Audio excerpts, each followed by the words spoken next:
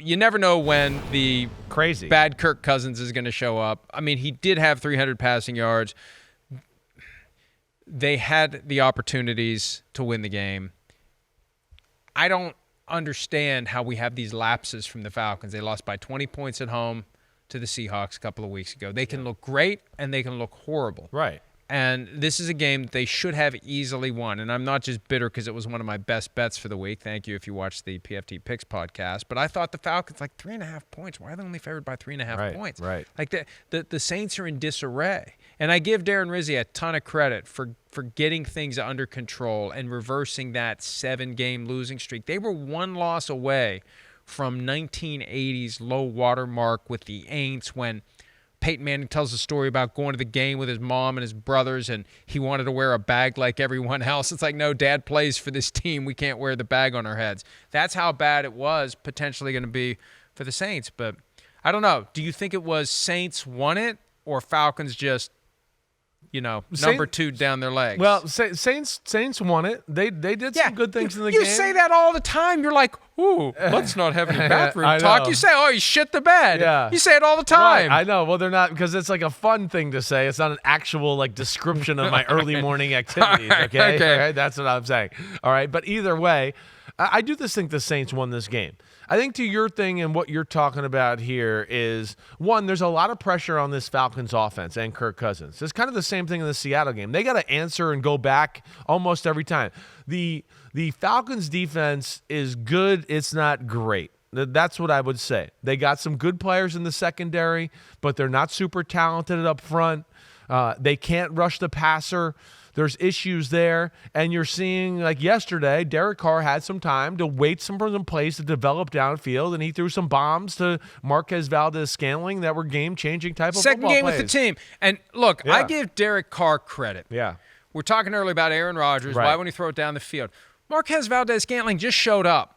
And he steps into the Rashid Shaheed role. Yeah. And Derek Carr has no qualms about letting it fly. No hesitation, let it fly. And it worked. Yeah. No, the Falcons' D was bad. And then you couple that with there was a field goal blocked. Younghoe Koo missed two other field goals. And then you're driving if you're an Atlanta Falcons fan at one point, and Kirk Cousins throws an interception over the middle of the field to Tyrann Mathieu. It's hard to win a football game that way. I mean, again, they were probably the better team on the field, but when you make some mistakes and miss a field goal and do all that, and the other team kind of plays clean football, it's hard to win in the NFL. And we saw New Orleans kind of play the cleaner brand of football and capitalize on some of the mistakes and make some big plays. And, Kirk Cousins and company just couldn't be continually surgical or make the explosive play to get in the end zone. That's, to me, going to be the big thing with Atlanta going forward, Mike. It's a lot of 8 and 10 and 8 and 12 and 5 and 6 and 4 and 8. But at some point, you need to be able to punch it in the end zone on a big play and do some of that. And I feel like that could be somewhat of their issue as we go forward, is just those type of plays that get you in the end zone so you don't have to always go on a 12-play, 75-yard surgical drive to score points. They had a 3rd and 22 from their own 39 with 28 seconds left. They gained 18, 4th and 4. They didn't know what the hell to do. They had time to run out the field goal team. Now, it would have been a 60-yard field goal, but come on. No. It was 58-yard Kaimi horrible. Fairbairn. Let's do something here. They let the clock run down. They didn't know what they were doing. It was a little – and if you haven't seen this movie before – Kirk Cousins throwing short of the sticks on 4th down. I know that well from the playoff loss to the Giants a couple of years ago, but the whole thing just, they all lost their minds. They all freaked out. They all had their brains seize up, and they didn't know what to do. There definitely was an element of caught off guard or what we want to do. It's 3rd and 22, like you say. He gets an 18-yard completion. They can't spike the ball because it's going to be 4th down. They want to run a play to get a few more yards to make it a little easier on Younghoe Koo. But in the process of doing that, this is what was surprising to me is it took 74 signals to walk down by Kirk Cousins and tell everybody what to do. The there wasn't just a one-word coded play for that scenario. I mean, in most offenses, highly functioning offenses, you have a play of like you got a call, whether it's some one word, hey, bounds, or whatever it is to get people out of bounds, throw that play, whatever. There's a code word to that. And they didn't have that, and he seemed like he was trying to give everybody the information they needed, and it was like too slow, as we know, and the time ran out. It wasn't nearly that close in Dallas. The Cowboys' fourth game at their home stadium this year, their fourth loss, 34-6. Give me a superlative. Sharpening the talons. You almost said talons. The Italians. But the Italian talons. Sharpening the talons. I feel like the Eagles continue to get better and better. They don't wow me, as I've told you sometimes, with their X's and O's on the offensive side of the ball, but their formula is tried and true and tough to stop. And they're so good on that side of the ball. I mean, we saw Jalen Hurts make some mistakes early on in the football game, and that's the only thing that holds them back on that side of the ball right now. Threw a bad interception in the end zone, fumbled back up once time with Micah Parsons. But when he doesn't do that, he makes plays like this, and they got playmakers all over the football field. And when A.J. Brown's on the field and healthy, they're almost unstoppable and unguardable in their offense because they can run the ball, and then they got receivers on the outside that can make plays and win one-on-one matchups. And if you just rush four, Hurts has all day in the pocket, and he buys time, and then he scrambles, or he buys time and then scrambles and throws, just like you're seeing right here, and they put you in some tough spots. The key to the Philadelphia Eagles is Jalen Hurts. When he plays clean and just doesn't get too aggressive or greedy or hold the ball, they're almost unstoppable to beat. They're one of the best teams in the league, and I think the most impressive thing, Mike, too, is the defense. The defense seems like it's really starting to feel the Vic Fangio vibe and what they do, and some of these young guys are really popping for them. Really impressed by Philadelphia the last few weeks. Let's put this in context, though. They've won 5-0 since the bye week. Yeah. They were 2-2. They got beaten badly by the Buccaneers when they went back to the scene of their playoff loss. I was so disheartened by their performance that day because they still had the bad taste in their mouth of what happened in the playoffs. So they get their bye week. Yep.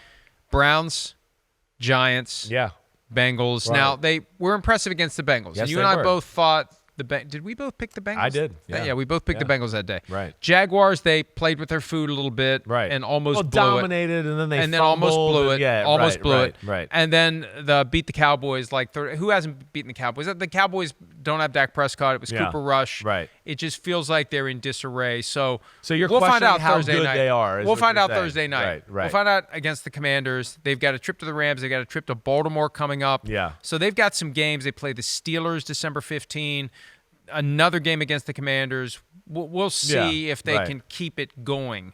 You know, last year they got to 10-1 before the wheels came off. Right. For me, if I'm an Eagles fan, and Eagles fans get mad when I bring this up, I'm sorry. I'd be very concerned about, we get late in the season, can we finish? Yeah. Or is it going to fall apart like it did? Well, we saw, some of the games, you have talked about, been some closer football games, and they've come through. I do think there's an element there to be learned, whether it was Cleveland, like you talked about, Jacksonville finding a way, New Orleans a little early in the year. But, yeah, I hear what you're saying. And, you know what? I don't think it's ever going to be real pretty with them. Because, like what I said, I don't think they do a ton on the offensive side of the ball sometimes to make it look sexy and put teams away they want to, maybe in the fashion and style in which we would like to see.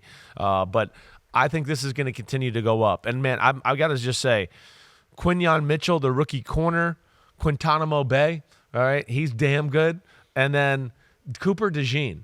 And what he does on the defensive side of the ball, he is impressive. They got stole them both. They both fell to him. They got some young, talented guys, and of course, Vic Fangio's got them believing in the scheme. They were drafting for luxury.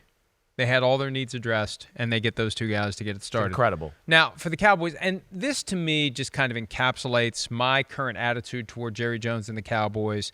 The issue with the Sun, CeeDee Lamb avoids catching a touchdown pass because the sun was in his eyes because of the way this stadium was designed. First of all, it's not like other stadiums where the sun rises and sets on your, stands. It's not north-south. It's east-west, the way this is set up. Right. So the sun's setting in the direction, this time of year, in the direction of an end zone, Jerry Jones not happy about the suggestion that the sun affects the play. By the way, we know where the sun's going to be. That's a horrible impersonation. When we flip the coin, that makes no sense. So we do know where the damn sun is going to be in our own stadium. Let's just tear the stadium down and build another one. Are you kidding me? Everybody's got the same thing. Every team that comes in here has the same issues. They know where the sun is going to be. But Jerry, if you build the stadium a different way, the sun's never an issue. You're playing Russian roulette with the sun being an issue for your team. You can avoid but it looks good. See, that's the thing. I want you to finish the quote here, though. Every team has the same thing. I'm not saying it's on McCarthy. I'm saying the world knows where the sun is. We've got to know that almost a year in advance. So someone asked me about the sun. What about the sun? Where's the moon? We're fine, but everybody plays in the sun out here. I just want to hear you read that. He wants the stadium to look good on TV. It does. The old Cowboys stadium, in the 70s, it was magical. The way that the lights hit the helmets, Definitely. It had just kind of it was special. It was. And he wants to recreate that. And that natural sunlight looks great. But not if you're looking into it when you're trying to catch the friggin' football. Yeah, I mean... this is all form over substance. This is. Let's look good. Let's be interesting. Who cares if we don't win football games? It's got the windows at the end of the stadium. And he won't put curtains on So it's going to be an issue there. And yes, we do know where the sun is. And like, I know some people got on CeeDee Lamb about not seeing the ball there and whatever. But like, let's watch this replay again. I know he didn't see the ball. That's very clear. But I don't think it merely mattered. The ball looked like it was still 3 feet behind him. I mean, it wasn't like it went like right by his head here. I mean, he's running across. Okay, he's not even running full speed. The ball is behind him. I mean, he would have to stick out his hand and make a good like behind the back type of catch there.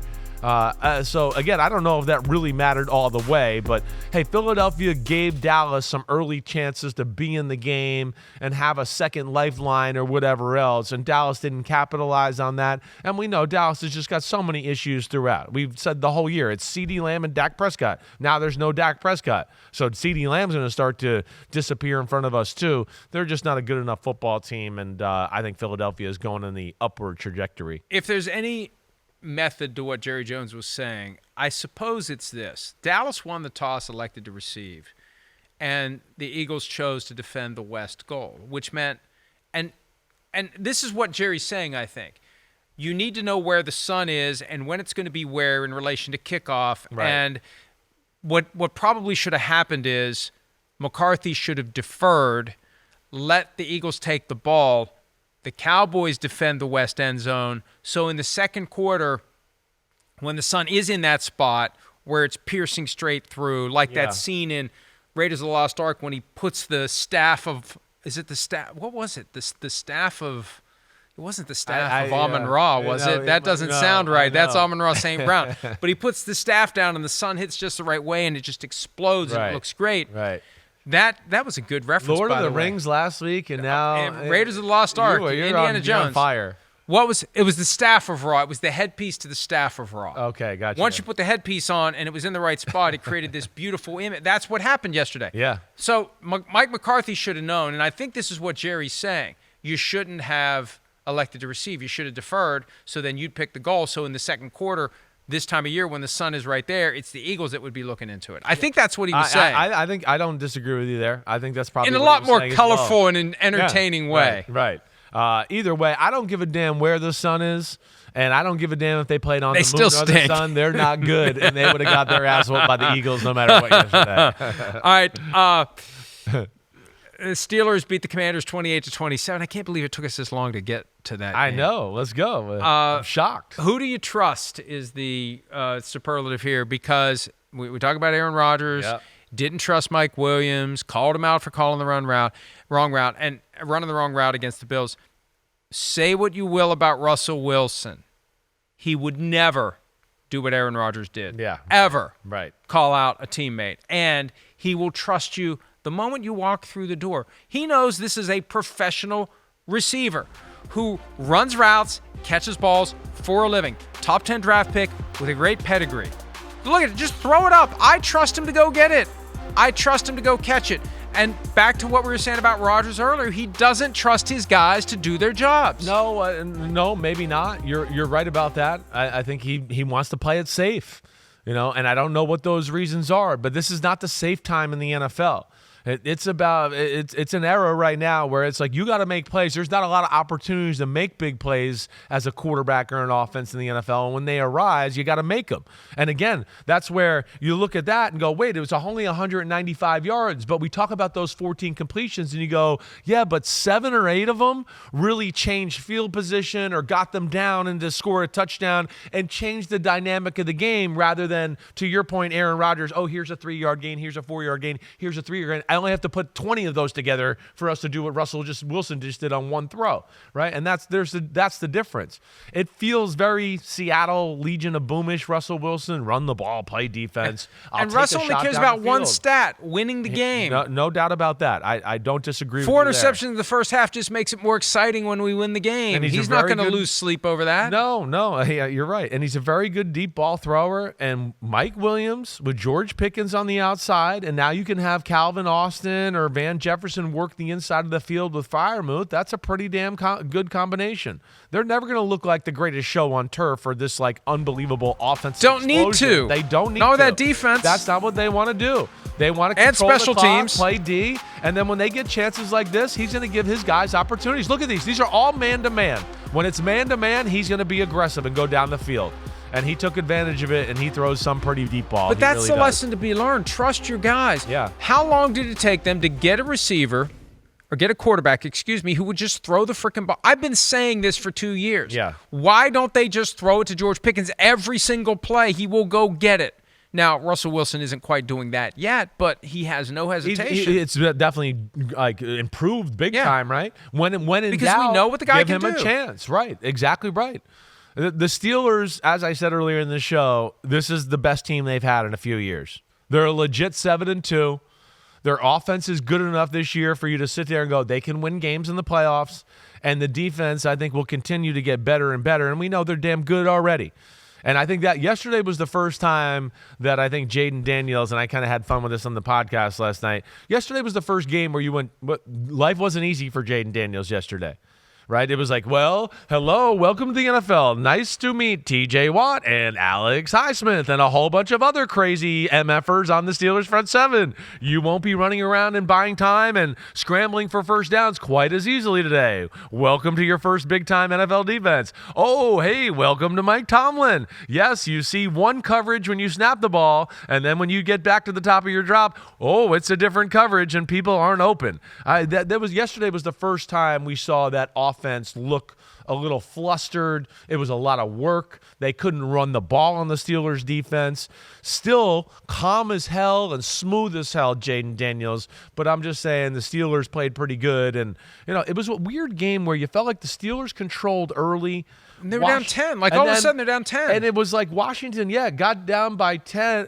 Washington got up by 10. You felt like they weren't severely outplaying Pittsburgh. But then Pittsburgh kind of made a late rally and kind of took control, or at least the momentum late in the game. Before we take a break, to the point regarding the contrast between Aaron Rodgers and Russell Wilson. Yeah, right. Mike Williams had more yards and touchdowns on one target yesterday than Devontae Adams had on 13 targets yesterday. There. And there, you want to talk about pressure on a defense and doing stuff like that? I mean, that's what a good team does. Instead of the defense having to worry about what slant routes coming to Devontae Adams, what bubble screen is going to Garrett Wilson. Oh, okay, as long as we rally and tackle, we'll be okay. That's instead of like, wait, we got to worry about Najee Harris and them running the ball down our throat. And oh no, now we're one-on-one and Russell's going to take a shot down the field to Freiermuth or Pickens or Mike Williams. I mean, that makes a defense more uncomfortable than the other formula. All right, let's take a break. More PFT Live presented by Accenture right after this.